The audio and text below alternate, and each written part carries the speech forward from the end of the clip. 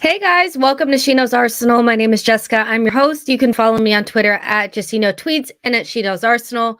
Welcome to another match review. Arsenal stay top of the league. 8 points clear, I believe. 8 points clear. And a sensational comeback from 1-0 down. You guys, I don't even care about what happened in the World Cup because nothing gets my blood pumping more than what I just saw today, which is Arsenal Football Club playing beautiful football and giving me a heart attack. Okay? Like I felt alive again. I felt alive. Like it felt good to watch the boys play again. And I think we've all been kind of waiting on this moment to see where we are in terms of, how are they going to come back after the break? Who's fit? Who's not? How are they going to respond to not having Gabriel Jesus in the team? And what a response that was. What a response that was. I mean, I don't know. We got to give these boys more credit. And I think a lot of you guys have. Like, you guys can let me know in the comment section. Let me know in the comment section how you felt before the game. But I think there was a little bit of nervousness, going into this game, especially with all of is Saliba going to start or not? Who's fit, who's not? And so I could feel that there was like a little bit of tension, not necessarily in the stadium, but definitely like online. And the first half definitely was giving, nervousness. Obviously, we go down a goal and then the boys come back and show us what they're all about. And so we have tons to talk about. We're going to go through a little bit of what happened in the first half. We'll go through key performances. There were quite a few. And we're also going to touch on the Mudryk bid that went in just before the game started. We were getting confirmation from several different journalists that Arsenal have made an official bid for Mudryk. So make sure you guys are tuned in. Make sure you guys have a drink, a little snack. I have some coffee here. Like this video and subscribe to the channel, and let's go ahead and get into it. Nashville says, I missed the first half, so what I saw was electric. Well, yeah, I mean, if you missed the first half, then all you saw was just Arsenal basically picking up where they left off. But yeah, the first half was a little bit, as Don once said, a slow start. We looked rusty, but that was to be expected considering a lot of those players hadn't really played with each other for a little while.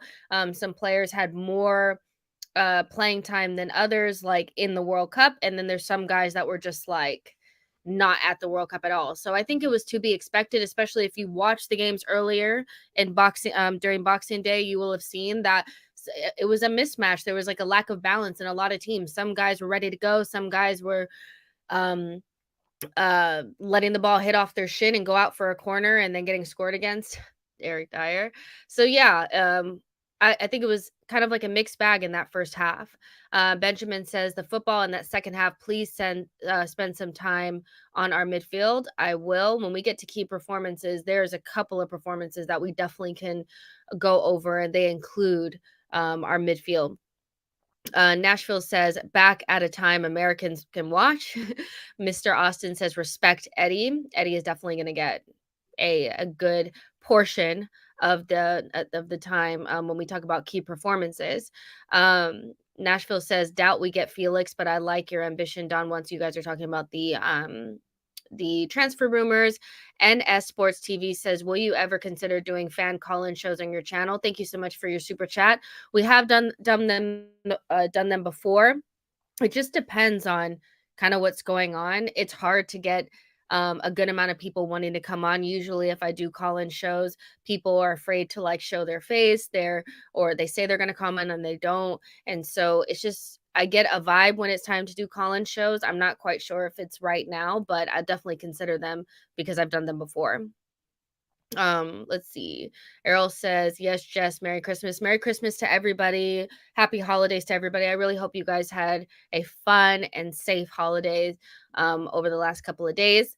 So yeah, getting into it. Let's start off with something that was completely unexpected, I think, at the beginning of the game. When I saw the news coming out about this, I was really like, "Oh my gosh, I cannot believe this is happening," 'cause I didn't know when it was gonna happen, and Arsene, he was at the Emirates. They showed him there, smiling and excited and watching Arsenal play, and I just thought, what a good first step back to not really mending a relationship, but I do think that, like, when you see, like, Sir Alex Ferguson, who goes to, like, almost every single Man United game, you want that with Arsene. He was our Sir Alex Ferguson, and I think, it's been a little bit sad to see him not be at the Emirates, not really be a part of what we're doing now. And I think a lot of it has to do with just the way that things unfolded over um him leaving the club and then the broken relationship, and it just wasn't like a clean break the way that it probably should have been for somebody that was so important and so special to the history of Arsenal and the way that we play now and the way that we see Arsenal, because a lot of people my age and a little bit younger and maybe a little bit older know Arsenal to be Arsene. That's he was the identity, he was the guy, he made us fall in love with the club. He brought in the players that we fell in love with. And so seeing him in the stands was definitely something like that made my heart go pitter patter. I was like, "Oh my gosh, I can't believe he's here." But at the same time, I was like, "We cannot lose with Arsene in the stands." So I was so happy to see him there. Chris says, "Love to see Wenger back." I agree. Jack Stone says, "Arsenal just boxed down West Ham. We're still top." Exactly. Badir says, "Wenger is a legend. However, he made it his own bed." Yeah, I hear what you're saying. I do think that, like, at a certain point, like, you see how good we're playing and how good things feel around the Emirates. I do think we can put things behind us. Hopefully, he's able to put things behind him as well. If all we get from Arsene from here on out is him sitting in a box seat enjoying Arsenal play, that's good enough for me. I don't need him to come back in any sort of role. I don't need him to be involved in terms of what's going on the ins and outs of the club. I just want to see him enjoying Arsenal, because for me, like, if you put all the bullshit aside and just kind of, like, get over it, come on, like, this guy is so special to what Arsenal is, you know what I mean? So, I think we can definitely put that behind us. Um, Don One says, "Love seeing the great man." I do as well. Amira says, "Had to do a double take when I saw Wenger, like, wait, I know that man, but it took me by surprise because I never expected to see him at the Emirates on a random Boxing Day." Exactly. It happened so randomly, and yeah, definitely a special Boxing Day, because I don't know about you guys, but I feel like it's just okay to let these things go. You know what I mean? And he's just beyond the negativity towards the end. You cannot get over, like, what he did for the club over that 20-year period. Nashville says the game passed Wenger by, but we can still appreciate how important he is to the club's DNA. Exactly. I agree. That's the perfect way to say it. So, yeah, that was the perfect way to start off Boxing Day, but for Arsenal. But again, I was like, we cannot lose with Arsene being here. And so that leads me into the first half. Going into the lineup, I did have a sense of, whew, when I saw that Saliba was gonna start. I had tweeted that I felt like a rusty Saliba was probably better than a Rob Holding. And, of course, like, I was like, "Oh, shit," after he gave up the penalty, like, was I wrong about that? But I thought having as many of our first team players, as many of our starting 11 available as possible was the best way to go, because rusty or not, they have to get back into the groove of things. So whoever starts usually should probably start playing. And so I back that 100%. Seeing Ramsdale, obviously I knew we'd see Ramsdale, but Ben White, Saliba, Gabriel, Tierney starts ahead of Zinchenko, because Zinchenko is still, like, dealing with some things, and Tomiyasu is not fit either. Having our first choice midfield was definitely like, whew, that's exactly what you want to see. Granit Xhaka, Thomas Partey, and Odegaard together, because when those guys are playing together, it feels like we can do anything. And then Saka and Martinelli, and then who we all knew would start through the middle, Eddie Nketiah.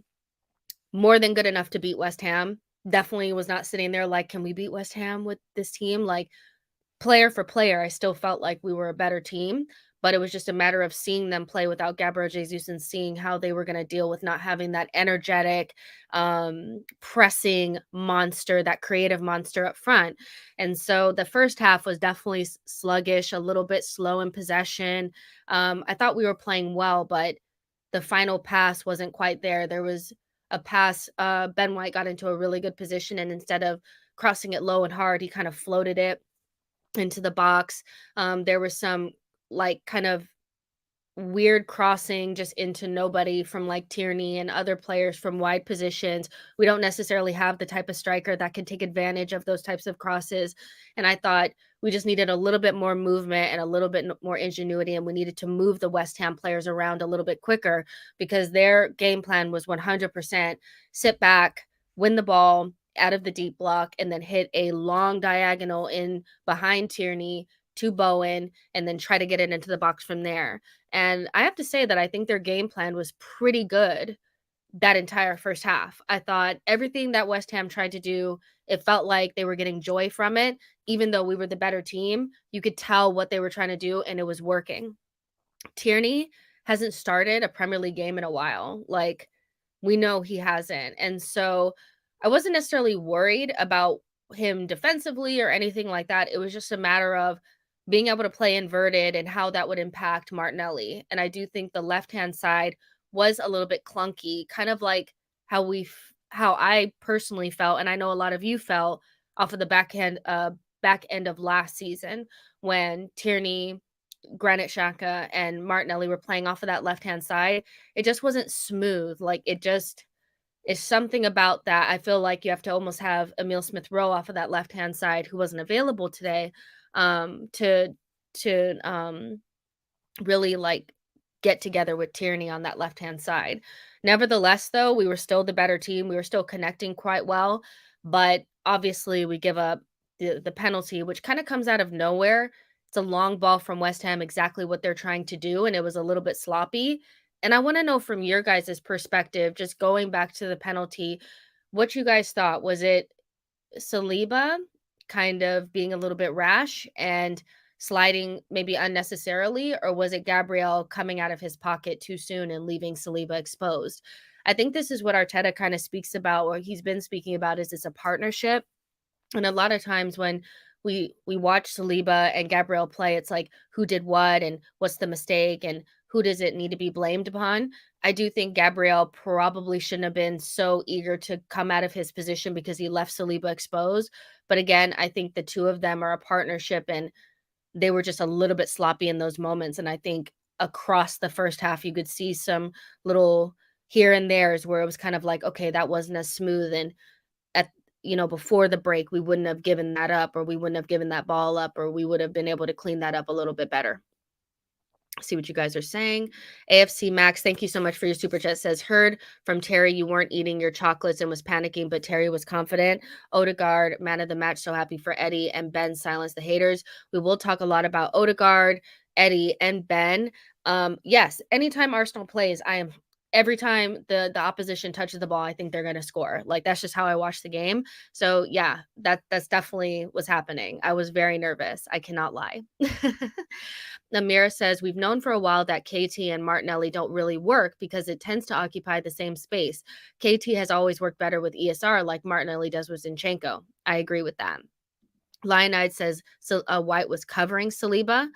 Steven says Saliba was too hesitant when the ball dropped to Antonio. Should have dealt with the long ball first. That's a good point. Ash says Saliba was off a few seconds today. Before the break, he stops Bowen without sliding in. This is another thing. It's like Saliba, young player, didn't get a lot of playing time in the French national team during the World Cup. And so it's probably a little bit rusty, maybe a little bit mentally not there. And so having a little bit of World Cup hangover, he'll get over it. A first game back after being pretty much the last guy to come back in. I think that was a pretty good performance. Don One says Saliba for me, but it's fine. Exactly. It's fine. 100%. Let's see. Don One says Xhaka brings us a new dimension in midfield. That was the difference. Let's see. Life of BOJ says Gabby didn't have to win the ball so high and stay high, leaving us susceptible to long ball and behind. However, Saliba should have known better than to go to ground there. And I think you're 100% correct, is that both of them made little mistakes that gave Bowen the gap to go through and inevitably end the win the penalty. But it's not really just one or the other, it's both of them, and it's the partnership, and they were just a little bit off today. Gabriel hasn't played a competitive match for a month, and Saliba barely played for France and was the last guy to come back. But I stand by what I said. I would have preferred to see a rusty Saliba giving up that penalty than Holding, because that doesn't help us moving forward. Holding is not going to help us. Like, you know what I mean? We need Saliba ready for Brighton, for Newcastle, for Man United, for Spurs, for Manchester City. So I do think that even though Saliba was a little bit rusty and so was Gabriel, getting them back into the rhythm was the best possible thing. Let's see. AFC Max says, Jess, do you watch Arsenal games behind the couch? No offense. No, I don't, but I watch them. Like, I don't sit on the couch. I sit right in front of the TV with the blanket on top of my legs and kind of like in this position, and I just kind of rock back and forth. You know, it's what makes me feel good.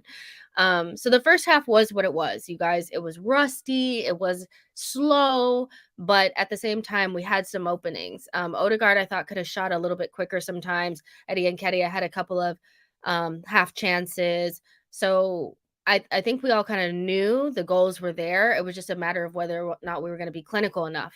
There's 130 of you guys in here right now. Make sure you guys are liking the video and subscribing to the channel.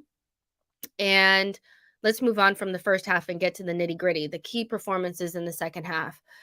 That's where you started to see the triangles come back to life. You started to see the connection between Thomas Partey and Odegaard. You started to see the connection between Saka and White. You started to see a lot more of that in the second half. And I thought, one, we just knocked the rust off, and two, we just started to play the ball a lot quicker. And so, yeah, where to even begin? Where to even begin? I think I'll start off with Odegaard, because let's just.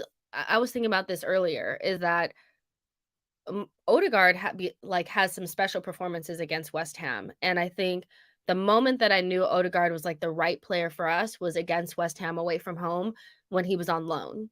When he was on loan and we drew to them 3-3.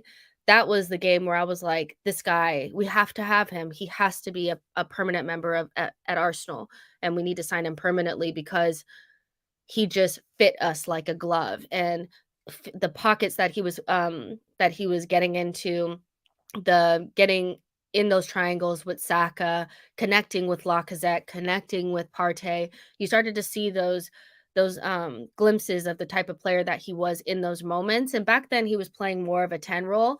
Now against West Ham, a year and a half later, he's just an absolute, like, he just ticks so well. Like, he's everything that we need in and around the box to get us kind of going. And no, he's not a traditional number 10, but once you kind of let go of that, then you see all that he is. The little nutmeg, the back heel nutmeg that he did at the end of the game, I mean, he is the beautiful game mixed with intelligence and a little bit of grit. And no, Martin Odegaard is definitely not somebody that's going to be shoving players to the ground, and and he's not really a physical presence. But my God, how many times did he win the ball today? It was a captain's performance for Martin Odegaard today. And I know that there's been quite a bit of criticism around him because it's like, does he score enough goals and is he loud enough to be a captain? But if you didn't see that captain's performance today, I suggest that you go and get your glasses checked or get your eyes checked. Go to a Specsavers, go to a Lens Crafters, get your prescription updated, because that was a captain's performance from Martin Odegaard. He led by example. He wasn't screaming and shouting, but he was winning the ball back, making sure that he was getting stuck in. He was in and around the ball, getting us into good positions, starting every single one of our attacks. And our first goal came from, it was a scuff shot, but it was a shot nonetheless that Saka took brilliantly and put it in the back of the net. But even before that, there was a pass in the first half from Martin Odegaard to xhaka. Do you guys remember that? And xhaka was just a little bit off from it. Odegaard is sensational, and he was special today. If he could show up like that, And he has been, and that's where I wanna kind of get rid of this narrative that he doesn't show up in difficult games, because he has shown up in difficult games this season. But if he continues this trajectory, he could be one of the best midfielders in the league. Like, he already is, but he could be even higher than what he is now. Um, Nashville Gooner says, "Nice Leds Crafters reference. Good to know you're still American." I sure am, you know? Jakan says, "I see Odegaard molding like Modric in a few years." That is a really good comp. That's probably why Real Madrid brought him in. Maybe they did think that he was gonna be an inevitable Modric, um, a replacement or somebody that could step in and do a similar job. But I think you're 100% correct. The way that Modric plays is not necessarily like a number 10, but he does play make. He does get stuck in. I had the pleasure of watching Modric several times during the World Cup. And when I tell you this guy works, like, he's not just a pretty on the ball player. Like, he gets back into defensive positions, he presses, he does a lot of similar stuff to Martin Odegaard, so I do see that comp. Obviously, Odegaard is not quite there. Modric is one of the best midfielders for me, like, in the world of all time. Like, I think he's totally underrated and doesn't get as much plaudits as he should. But Odegaard, if he could be even 50, 60, 70% of what Modric is, I think we're laughing. Eugenie says Martinelli's goal was world-class finish. We'll get to that as well. Ash says, "People forget Odegaard is still only 23." Yeah. Yeah, only 23. Just, I mean, 30 million is a steal for him, you know what I mean? And I was one of the people that wanted Madison, and I do think if Madison had come to Arsenal, he would have been great as well, but Odegaard just fits us like a glove, and so I'm so happy he's here. Coach Dave says, "Oh, was out here picking locks." I agree. The Edry says, "I think we stuck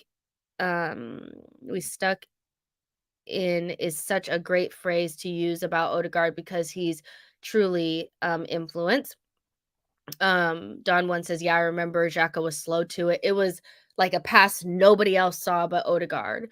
And yeah, he was really balling out. It was like a Odegaard masterclass out there. Dev M says Odegaard balled out.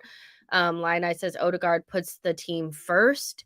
Let's see. Ash says the criticism he gets is borderline delusional.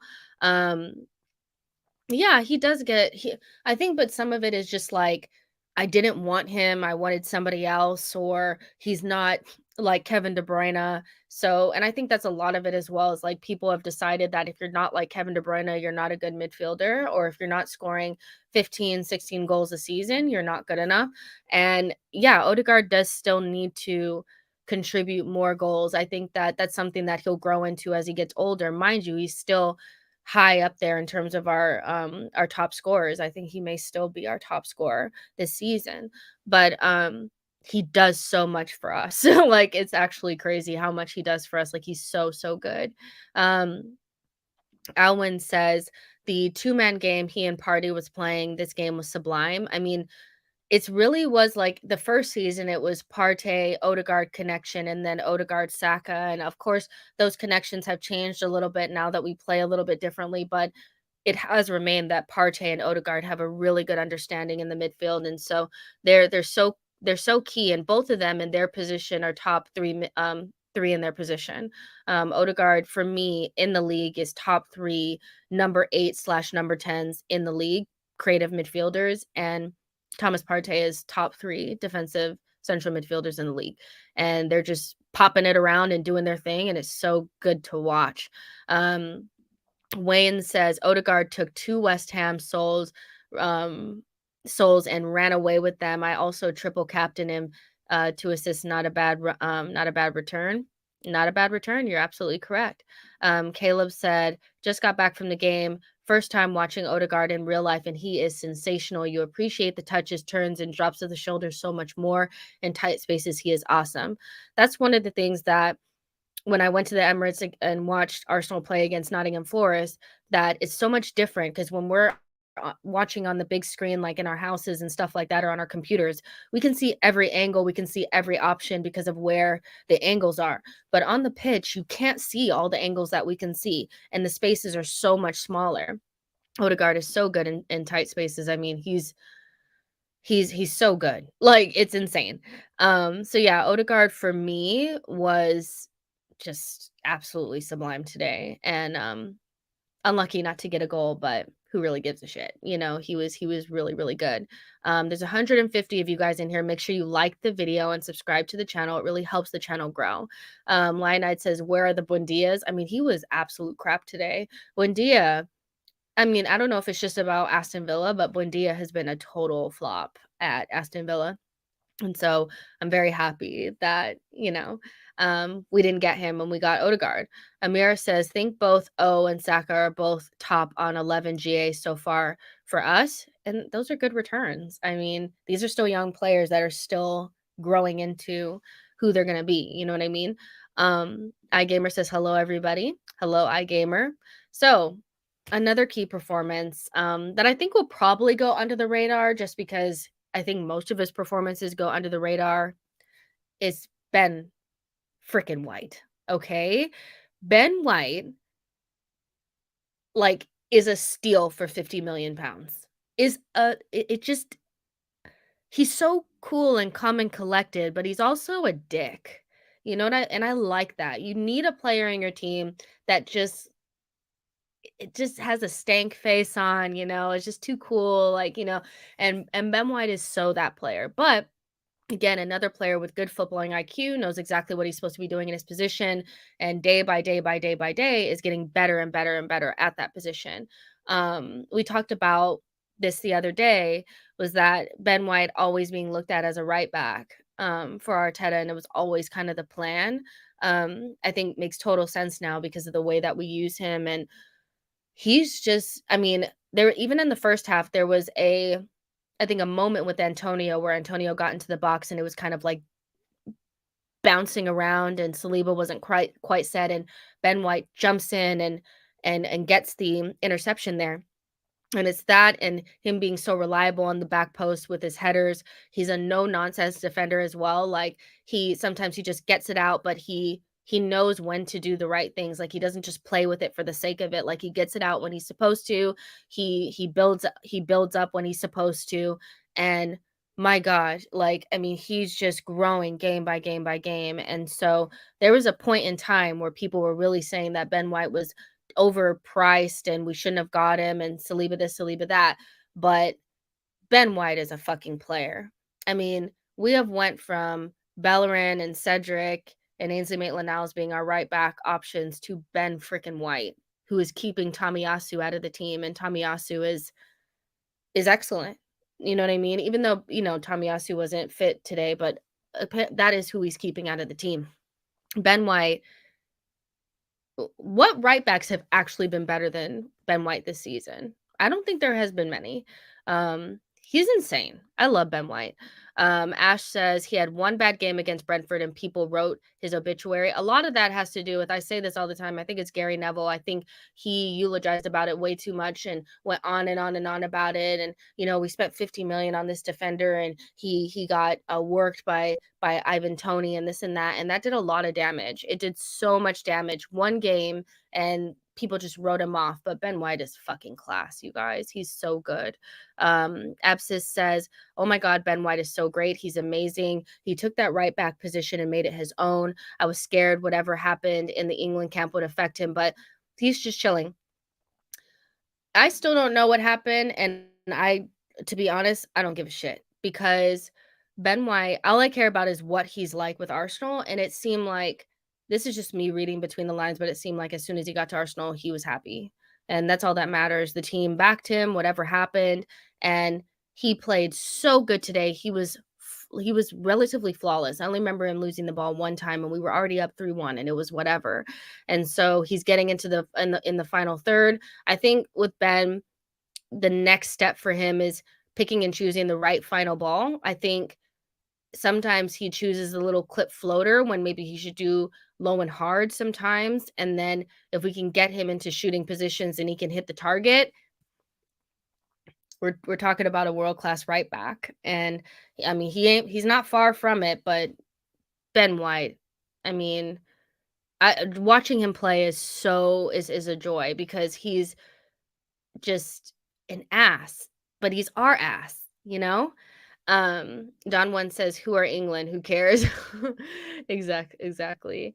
Let's see. Nashville says, "I may have been a bit of a white stand in the past, but I'm glad everyone is coming around to him." And that's the thing. It's like I can understand why some people were a little bit like, "Why Ben White? It's so expensive. We have Saliba." And I think that's a lot of it is people were just like, "Well, what's going to happen with Saliba?"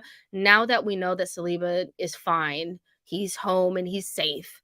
You can just appreciate Ben White for what he is, and I love it. Don One says solid. I think that's a really good way to describe Ben White. Is just solid. Being Yuki says, I was critical of Ben White initially, but he is definitely making me eat my words. I'm happy to see him be so great for us. Exactly. Dev M says Gary Neville is a clown. I agree. I second that. So yeah, Ben White for me was another player that had a really good performance. And it probably will go under the radar because he didn't score a goal or anything like that, but he was insane. So there's 174 of you guys in here. Make sure you like the video and subscribe to the channel. And the next player we have to talk about is Bukayo Saka, our star boy. He had a hand to play, and I think all 3 goals.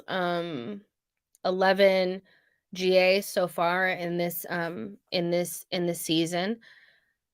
Had a great World Cup, in my opinion. I think he made a good account of himself in the World Cup. He started, and I think there was a lot of people that in the back of their mind, they were thinking the first mistake that he makes, I want somebody else to play, but I think he did really well. He had 3 goals in the World Cup, won the penalty, against France, and it wasn't just the French media that were talking about him, it was the Brazilian media as well. Like, a lot of people are talking about Bukayo Saka now, and I think people are coming around to the idea that he's actually really good.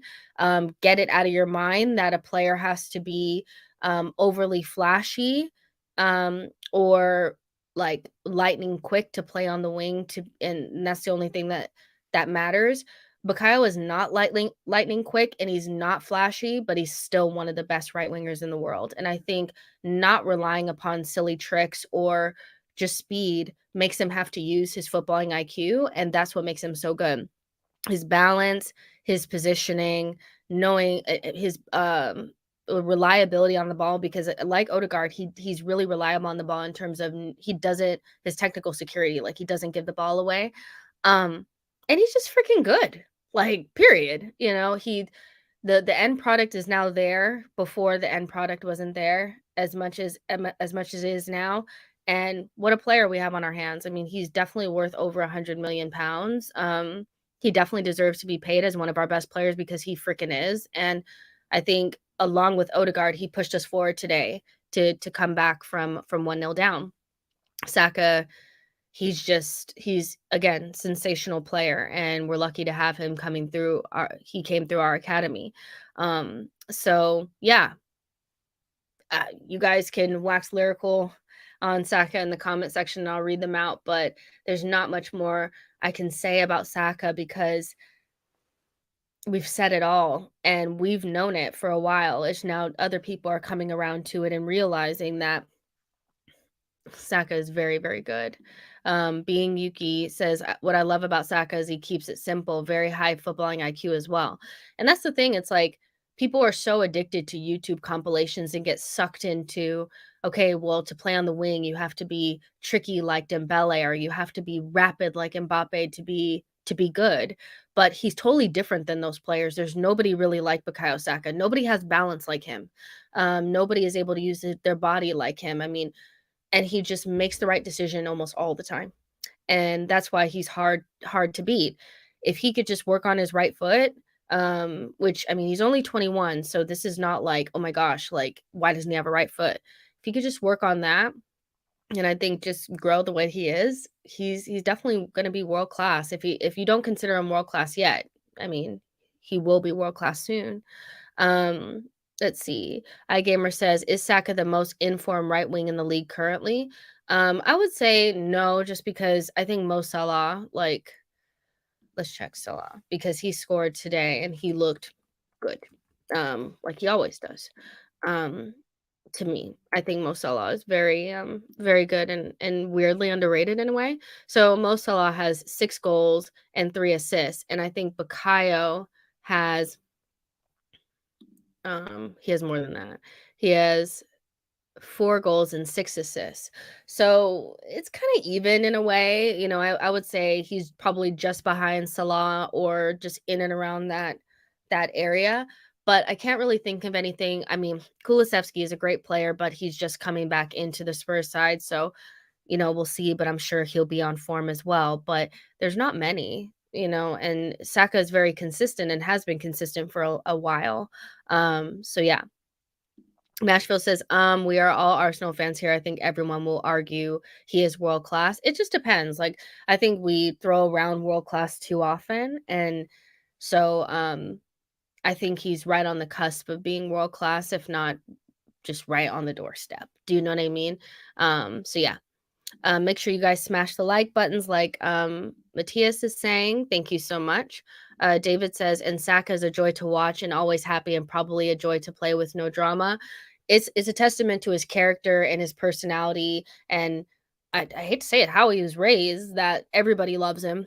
And everybody that he's around always talks about how they love him so much. I mean, he's probably one of the most likable players. Like, I would say for probably a decade, the most likable footballer was N'Golo Kante, and I don't think Saka will be. I think Saka might be like the next N'Golo where everybody likes him. Nobody has a bad word to say. Oregon says, "Best second half performance I've seen in a while." Ash says, Saka performed when he was 18 at left back in a terrible team. He's unreal. I agree with that. And I remember when they kept trying to tell us that he was a left back. He ain't no left back. He's a right wing. Okay. Um, Caleb says, Saka is maturing so well, taking responsibility and scoring more freely now. Also, I think this is the first game this season where he wasn't kicked to shreds, which is refreshing to see. Yeah, it seems like but he was dragged down a couple of times, like, by his neck. Like, they still are really rough on him with no sense of, like, they get no sort of, like, repercussions for it or any consequences, the opposition players, but Saka just rides those challenges and just gets on with it, and that's what I love about him. Um, and so, yeah, I was talking to somebody who's not an Arsenal fan, and they were basically saying that from the outside looking in, it seems like a couple of our players just became men overnight. And, from last season to this season, which last season to this season, mind you, was only like a month, like, or, maybe 45 days or something like that. Like in between seasons, there's not, it's not that much time in between seasons. And so the leaps and bounds that Martinelli and Saka have come, have achieved, like, over just a couple of months' time is actually kind of insane. Um, let's see. Matthias says, he was making the West Ham players look silly at times. He's so good. I agree. Um, Mikhail says, going to give this one for free. Arsenal will be 10 points clear before they drop a point. Caleb says, yes, they literally just became men overnight. It's crazy. The progress in every single player is crazy to see. Exactly. Being Yuki says, Saka is the utter definition of mentality. If he's not world class yet for proving himself consistently over the last 3 seasons, then I don't know. So yeah, Saka, he was good as well. Like, right up there with Odegaard, probably for man of the match. I mean, he was just sensational. I loved it. So ticking along here, the next person that I want to talk about is probably the most interesting part of today and the most I think the performance that we're looking most forward to because there's the most question marks around it, and that's Eddie Nketiah. Um, I'm so happy for him that he got his goal because I think that had he not scored, especially if we had not won, the conversation around this game would have been, "We're missing Jesus and Nketiah is no good." And I don't think that was actually the story of the game. I think in the first half, he was relatively fine. He just was not decisive enough in those moments right in front of the goal. It was like he was thinking about what he should be doing, and so he was a little bit, in between decisions. But he was rolling the West Ham players. You could tell he was really up for it. He was pressing them. His link up play was really good in the first half. It was just a matter of, did he have the goal or not in him? Uh, and so I saw the tweets kind of coming out halftime about Nketiah is this and Nketiah is that, but that wasn't the story of the game, and it would have been wrong had he not scored the goal. Then the second half comes around. His link up play is still good, but I mean, the way he rolled whoever that was it Cresswell or Carrere for the third goal? And then the shot, I mean, if that's Holland, if that's Darwin Noodles, if that's anybody else, people are freaking talking about it for days. Eddie had a good game. He did. I would say he had a great game, and he showed us that not only can he link up play, not necessarily like Jesus, but in a Jesus way, but he also has something a little bit different, which is he is a fox in the box, penalty box type of guy. And that's what you need sometimes. You just need somebody who can put the ball in the back of the net. And so I think he really made a good account of himself. I think he took it personal that maybe Arsenal fans were not as sold on him, coming in right now for Gabriel Jesus, but that performance made me feel so much more confident about what we can do. And I think that, like the other players, we just don't get to see him as much. He has grown since last season. I don't remember seeing those types of touches last season. I don't remember seeing that link up play from last season.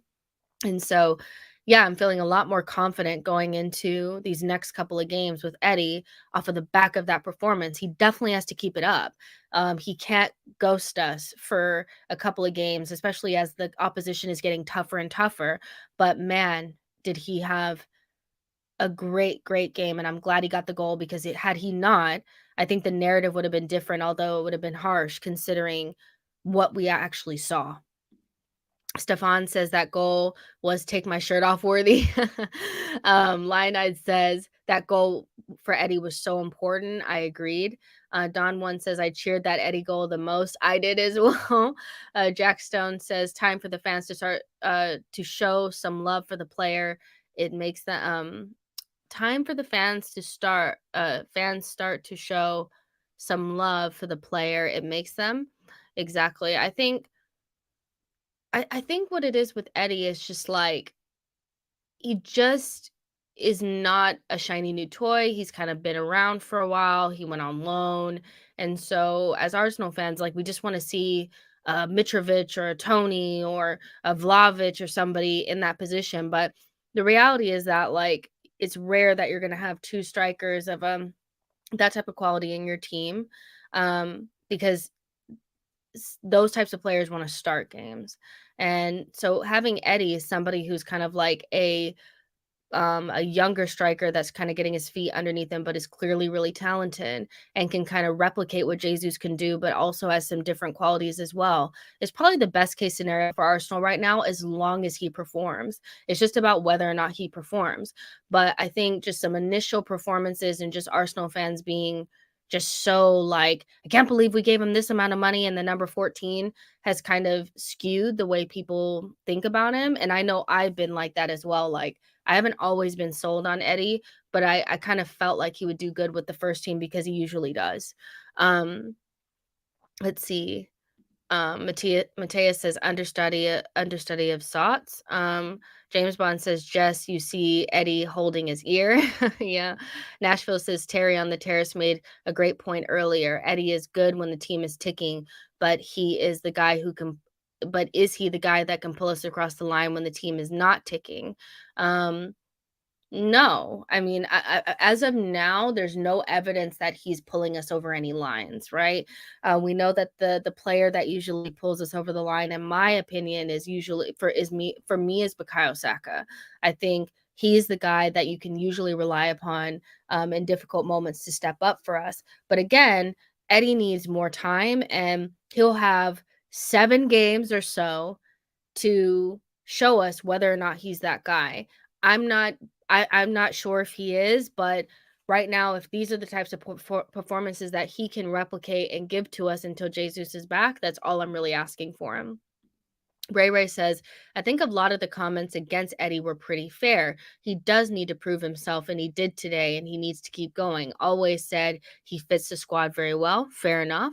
Ray says a 100,000 pounds per week player isn't expect to pull us over the line. That's not his value to us. That's a really, really good point. What he gets paid does not really represent the types of players that are supposed to be pulling us over the line. So I don't expect that for him. I don't expect him to be the guy that's going to do that for us. But and that's why I said that that's for me that's more of like a Saka type player, one of our best players in the team. But what I expect from Eddie from here on out is the type of performance that he put in today. Chip in with goals, work hard, do your link up play, and just don't ghost us. Abscess says, I'm not going to lie. I don't think Eddie had a great game. He made really weird decisions, but I think the goal will give him more confidence. I believe we will see more of that from him. That goal, though, I mean, that goal was something special. Again, if it's anybody else who does it, we're hearing about it all day, every day, but because it was Eddie, people aren't really talking about it as much, but we are, which is fine. That's all that matters. Rydog says, look at his numbers and his stats. They're excellent. I mean, what did he have? 10 goals in 10 games at the Emirates, I think. That's what they were saying in all competitions. And then I know before this game, he had 5 goals in 7 Premier League starts. So the numbers are there. Like Eddie scores goals when he's playing with the first team. But it's just a matter of like when we're playing against Newcastle, when we're playing against United and Man City and stuff, what does he do then? That's what I'm really going to be looking and making sure that he doesn't and seeing if he ghosts us then. Nashville says Jesus had knee surgery. He is back in a couple of months. If there's no setbacks, it's not a guarantee that he's back that quick. Fair enough.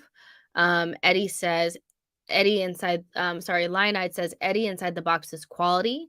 Allister Ben says, I think people like overcritical of Eddie's mistakes. They did the same with Ben White and Martin. Fair enough. And Rydog said he scored that brace at Chelsea last season. Fair enough. So yeah, I think Eddie, for me, was probably not quite man of the match. I think for me, man of the match was Odegaard, but you guys can let me know in the comment section who, or in the chat, who your man of the.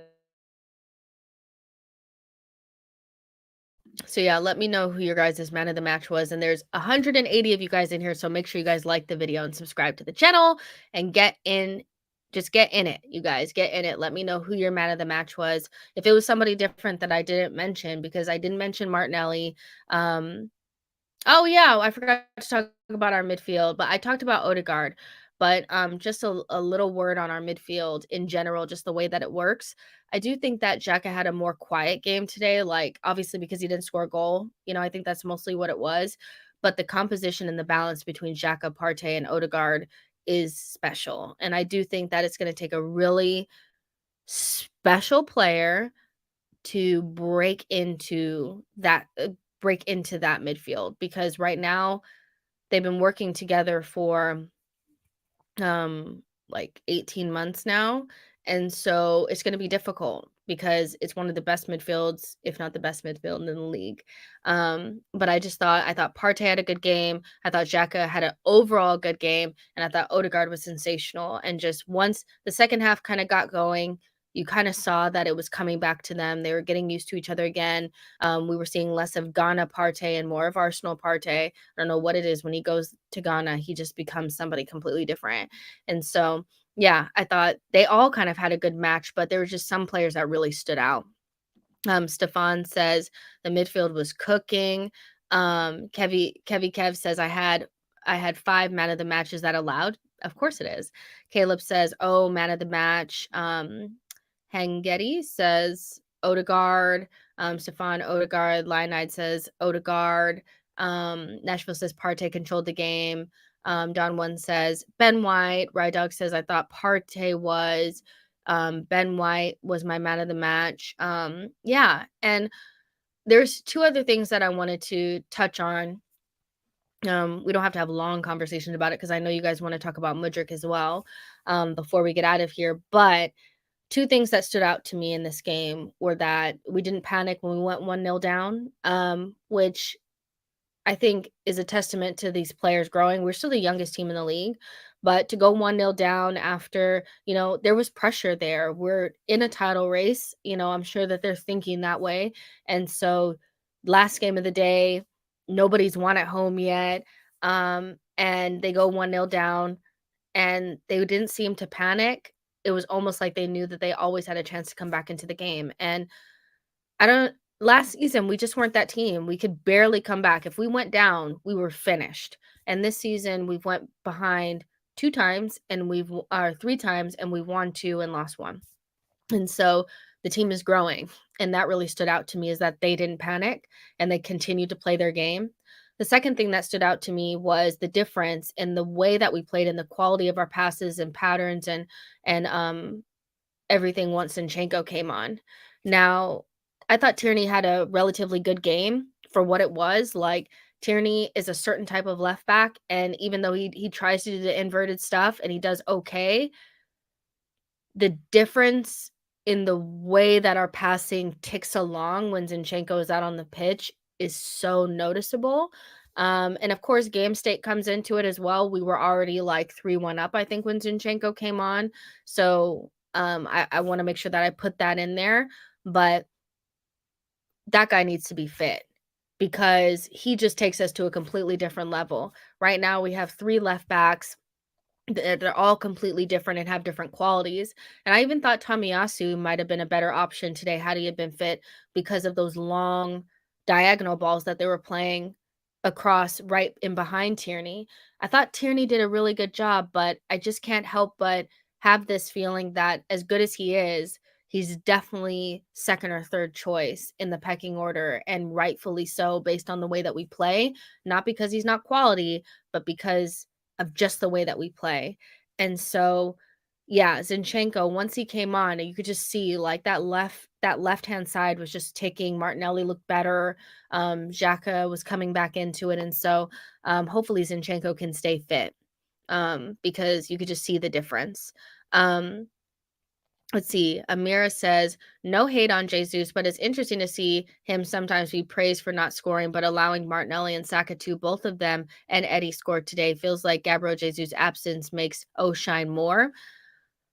Well, then when Jesus is not there, Odegaard is tasked with more of the creating because Jesus is almost like a double 10 when Jesus and Odegaard play together. And so yeah, he doesn't have as much, his role is a little bit different. And then Granit Xhaka is doing more of the running into the box. And so yeah, Odegaard does have a more presence. And I think he did take the team on his back today and was like, I'm going to show up because Gabriel Jesus is not here. But with Jesus, I don't think he necessarily gets I don't think he gets praised for not scoring. I think we recognize his quality and his contributions outside of scoring, which are a lot. Even though I do get that Eddie and everybody scored today, it's hard to quantify how important Jesus is to our team, because it's a lot. But I get what you're saying. Kevy Kev says, agrees, and he connects the dots better than Tierney, respectively. Abscess says, it's funny because I was panicking when we went 1-0 down, but the boys were level-headed. I need to stop this trauma and believe in the boys. I'm exactly the same, girl. Like, well, I don't know. I'm looking at your little profile picture. I'm thinking you're a girl, so, but forgive me, like, if I'm getting that wrong. But I'm the exact same way. I was sitting there, I was rocking. I was like, oh my gosh, are we going to lose? This and that. But they were definitely way more calm than me. Amira says the composure and patience from the team at 1-0 down to not panic shows them how mature they've become. I agree. So yeah, those are the two things that I kind of noticed. Was just like Zinchenko and them not panicking. But yeah, like Zinchenko, he's just like a different kettle of fish back there. There's almost 200 of you guys in here. Make sure you like the video, subscribe to the channel. Last but not least, we need to touch on the Mudryk news. Apparently, Arsenal have made an official bid for Mudryk. It's like the opening and first bid, 40 million, 40 million euros plus like 20 in add-ons. And so, depending on who you're reading, Shakhtar want way more than that, but Arsenal are confident that they can get Mudryk for a little bit lower as long as the structure of the deal is something that Shakhtar likes. Arsenal's opening bid for things is usually pretty low, so I'm not really like that worried about it. I'm sure we'll go back in for him if that bid is rejected and come up with a different structure, but I just believe that whatever we put in there will be almost equal to what we were willing to give for Rafinha, because that's the money that wasn't really moved in the summer, and that was around 55 million pounds. So I do think that Arsenal will go back in for him, but how exciting is that? If we could get that deal done as quickly as possible, he could be here within the first week of January, which I think is so, so important because the games are coming thick and fast, and the opposition is getting more and more difficult. And it would be exciting to bring in another player because I'm not gonna lie to you guys, when I looked at our bench before the game started, I was like, "So the starters are gonna have to do this because there's nobody coming off the bench." Unfortunately, Smith Rowe is not somebody that, I mean, I do expect him to have a part to play in the second half of the season, but I don't think he's necessarily reliable in terms of his fitness.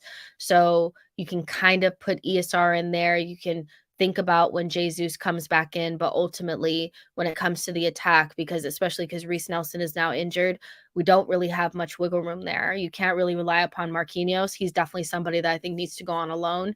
So bringing in another attacker is pivotal, and bringing in somebody who has an eye for goal is more important than anything. We can talk about the way that we play and making sure that they're technically up to snuff, but what we really need is somebody who has goals. And Mudryk is definitely somebody that can do that. So I think I don't know if you guys also saw that Liverpool have gotten Gakpo. So it's basically just Mudryk and Felix now in terms of kind of options that we've been linked to. And I think Felix is going to go to Manchester United now. So if we could just get Mudryk and get him in as quickly as possible, I think that's going to be a huge boost for us. But how are you guys feeling knowing that Arsenal are actually serious about getting Mudryk and we're putting in real ass bids in January? Ray says, really excited about the quality of players in the mix, though. Mudryk and Felix are definitely ambitious transfers. After that, one more CM in our squad is looking very robust, even with injuries. Let's see. Lionide says, felt a bit awkward tonight giving El Neni's 30-second as a sub. Really? I didn't even think about it, to be honest. Don One says we need squad depth. Kevy Kev says, I think Arsenal will have to cop up 60 million to land him. Fair enough. Dev M says, it feels like it'll get done. Mudryk really seems to want to come to us with him posting, watching us on Instagram and all. Yeah, he wants to come. Don One says 45 million, let's go. Let's see. Matthias says he will sign, in my opinion, just don't know when. Lionide says, is the bid official? It is official. Multiple. It wasn't. It's Ben Jacobs, Fabrizio Romano, Charles Watts, Nick Ames. A lot of people have said that it was an official bid that went in for Mudryk, and it was 40 million euros plus like 20 in add-ons. Ray says it hasn't been rejected outright. It hasn't. I'm just saying if it does, I'm sure we'll go back into him. Abscess says we are getting him, no doubt. He is pushing for it as well. Yeah, we need him to push for it. Social Join says Mudryk is real deal, like Saliba, real deal. The speed, the skill are real. Matthias says Mudryk best fit for Arsenal. He will blossom at Arsenal. So I probably will, like, Arsenal Vision do their scouting reports. They did one over the World Cup break, and I'll probably go back and look at it now that it feels like we're more serious about Mudryk than we were before.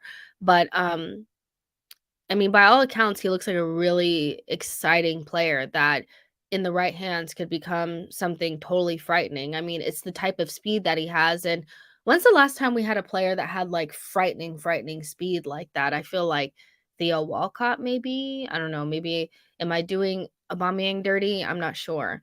But it's just something about that sheer pace that really just makes defenders lose their mind. And I think like somebody that you know that we know of very well that has that type of speed is somebody like a Rashford. Um, and we know what he does to defenders. And so he may not be the most technically, he might not be neat and tidy like some of our players, but he's going to get goals and he's going to get into good positions and he's going to scare the defenders. And that's what we need. That's what we need. Line says over Mars. Don One says he's so quick. Stefan says Eddie's pace. Social Join says I like the Felix loan. It's cheaper than overpaying for a CM in January. The thing I don't like about the Felix loan is that I don't think in any way, shape, or form it's going to be without an obligation to buy. And with the fee that's being banded around about 100 million euros slash pounds, whatever, that's just not something that I think Arsenal are going to be willing to do. You guys can let me know what you think, but I think Felix is a good player. And if I had to choose between him or Mudryk, I feel like I'm like just inching towards Felix a little bit more. But at the same time, like I trust what the club is doing. And if they go with Mudryk, then I think it's probably the right thing. Sohan says, Jess, where will Mudryk fit in? Spending 60 million on a squad option, I like, but will he rotate with Martinelli? I think he'll push for a starting position. I think that's what it is. I don't think he's going to come to Arsenal to be a squad option. Like Reece Nelson, like he's a squad option. I don't think Mudryk, the type of quality that he possesses, he is a squad option. He is somebody that offers a different type of attributes than some of the players that we have. I think he also opens up an avenue for Martinelli to play through the middle. And I think he's the type of player that will push to start. So yeah. I don't really think of it as a squad option, really. I think of him as like him and ESR could potentially be number 12 and number 13, starting level players that maybe just don't start because they don't fit right now or whatever, but they can push for starting positions. So yeah, I think and there still needs to be like somebody that comes in for Saka on the right-hand side, but that's something that will probably get sorted out later on down the line. But yeah, Mudryk, I think he fits in right there on the left-hand side, and then that puts pressure on Martinelli, but also puts pressure on the center forward position because if Eddie's not performing, then Martinelli can play through the middle, and if he does well, then Jesus comes back and, then we have more options, and we have more than enough games, you guys, and also this is looking towards the future, where when we're playing in the Champions League, which Mudryk has done really well in, we need players that are of the same quality as what we already have that can perform in that competition. Martin N says, I would take Mudryk. That makes more sense long term. Don One says Mudryk can play left and on the right. I've never seen him play on the right, but if he can, that's better. That's so good because Saka needs competition and also somebody that can rotate with him. Right now, we can't afford to bench Martinelli, in my opinion. He's been on fire this season. Well, for me, it's not about benching Martinelli. It's about providing competition, and if Martinelli goes through a goal drought or something like that, you have somebody that can step straight in. So, I think as we get further along, like, on this journey, of this process, we'll see that there's gonna be multiple players that could actually start in the positions, um, and we'll have to get used to them competing for the same spots. Right now, we're still kind of starting 11 is the starting 11 and there's not really that much competition. Tierney is definitely not pushing. Tomiyasu is not fit enough to push for a position. ESR is probably the closest player that we have to that when he's fit could really push for a starting position because he's that good. And then you have Vieira that's still trying to get his feet underneath him. Right now, we don't have players that are fighting for the same positions. But as we continue to go along, we're not going to be buying players that are backups. I don't think that's what we're going to be doing. So there will be less El Nenis and holdings and more players like Mudryk coming in. Even if we bring in Indika on a free, he's going to give really good competition for Gabriel. So yeah, I think it's something that we could look forward to. Matthias says Mudryk will complement those around him with the attributes he brings to the team. I agree. George says good win for Arsenal. Odegaard was brilliant. He really was. Like, I need the comp. I need the comp. Social Join says surprisingly, Mudryk is neat and tidy, way more than people think. He was a 10 in his youth. He can play in the pocket. Mudryk can take a player on inside or out. Well, I mean, that's why I want to watch the scouting report from Arsenal Vision, because I want to know more about him. Like, I don't claim to know everything about Mudryk because I don't watch the Ukrainian league. Like, I'm gonna keep it 100. I don't. You know what I mean? And so, from what I've seen, I like what I see, you know? But I'm interested to see more. Badir says, I miss ESR coming off the bench and changing games. Hopefully he's on the cusp of coming back. It's a little bit disappointing that he wasn't ready to go as soon as the season resumed, but I'd rather him be fully fit than let's rush him back and then him get injured again. Ray says, if either Mudryk or Felix can displace Saka or Martinelli, what kind of performances would we be getting? Insane to think about it.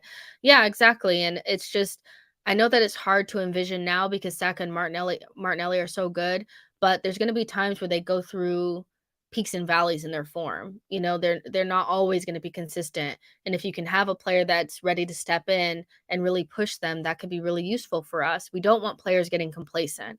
Sohan says, I can't wait for ESR to come back again. Imagine his first goal back from injury.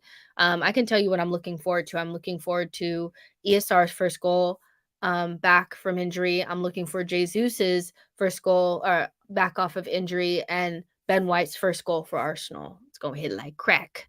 Amira says, having options would also be good for surprising oppositions. Almost no one saw Tommy coming in against Liverpool, but it was an option we had available. We're very predictable now. That's a very good point. Martin N says, one thing I like about this game and this season in general is that we are so in control of most of the games we play. Yeah, there's a lot of control. We we put like we are, no matter if we're home or away, we're usually the more aggressive and we impose our game on the opposition, and that's exactly what Arteta said he wanted to do, and we're doing it now, which is great. Lionite says, why bring our best left wing out of position? Martinelli one-on-one against Martinelli 1-against-1 is better than two center backs marking him. If you're saying move him through the center, I mean, it's something that Arteta's spoken about, you know, so it's not something that I'm galaxy branding. It's something that Arteta's spoken about. And to be honest, like if you watch us play and you look at the front line and the way that they rotate, there's a lot of times, even like especially when Gabriel Jesus is playing, where Jesus is wide and Martinelli is through the middle. And so I think we get really hung up on positions, but really what we just need is another forward, another dangerous forward with similar attributes, but also some different quirks to their game that allow our players to continue to play at a high level and Arsenal to play at a high level throughout the rest of the season. And so I wouldn't be too worried about Martinelli playing through the middle means that two center backs are, if you like, when we play, because of the way that Zinchenko is pinched in and like a lot of times Martinelli is actually through the middle. That's what I see. Sylvain says Mudryk has not been tested in a league like the EPL at 85 million. I'm concerned about Arsenal getting another Pepe. Martinelli is currently our best player. He creates and scores. So no, he hasn't been tested, but I also think that like Arsenal have had more hits than misses in terms of the recruitment since Arteta has been here. And so especially like not like the first window or so, but like since we had Gabriel and Thomas Partey come in, I would say we only had like 3 misses, maybe that. So Pepe wasn't even wanted by Unai. Pepe was an under the table brown paper bag deal done by Raul, and he brought in a player that Unai didn't even want, that played on the opposite side of what Unai wanted. And so this is somebody who's probably been watched a million times, that Arteta really wants, because no player comes in unless Arteta really wants them. So we have a plan for him. And yes, the fee is probably going to be higher than what a lot of us are comfortable with, especially because of what happened with Pepe. But it's not about getting Martinelli out of his position. It's about every single player at Arsenal needs to be tested and pushed and have competition for their spot, regardless to if they're our best player or not. And so it's not about getting Martinelli out of his position or anything like that. But Arsenal looking at a left wing and bringing one in, I think that that probably tells you that Arsenal feel like it's important to have competition for Martinelli's position. Do you know what I mean? And so I wouldn't be too worried about it. If Martinelli is still playing the way that he's playing, then Mudryk will sit the bench a little bit, you know? But also, wouldn't it be nice to have somebody that can come in and play in the Europa League and play in Champions League? I mean, so important. Um, it's so, so important. Ray says 100% we need versatile mobile forwards that can interchange freely throughout the game. Exactly. And so we'll see how things unfold with Mudryk. I'm sure we'll get more updates soon. Tomorrow I'll do like a more in-depth transfer show in the morning, but I just wanted to make sure I touched on this because it was big news before the game. But nevertheless, Arsenal very exciting comeback win against West Ham. Super excited and proud of the boys. Very happy for Eddie and Nketiah. Again, like I said, my man of the match was Odegaard. So let me know in the comments what you guys thought. Make sure you guys like this video and subscribe to the channel, and I'll see you guys tomorrow. Bye, y'all.